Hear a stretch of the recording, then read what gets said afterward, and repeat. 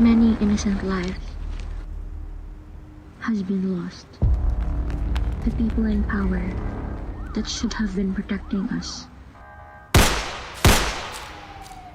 are the ones causing us fear. Ako! Inosente ang anak ko! Hustisya!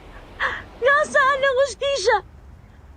Narito ako ngayon sa pinangyarihan ng pamamaril sa isang minor de edad dahil umano sa pagdadala ng iligal na droga. Most of those killed were urban poor communities and other marginalized At sectors. the end of the day, will justice prevail?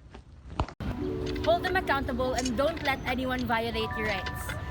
Because in the first place, violence was never the answer. Thus, let us all fight against oppression. No silence. No silence. No violence.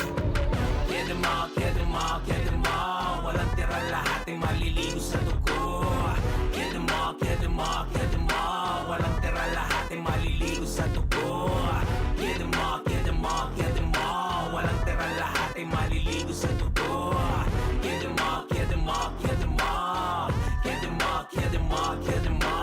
Walang nakikinig, pagod na yung mga lumaban. Tuloy pa rin ang pagkitil, parang walang hanggan.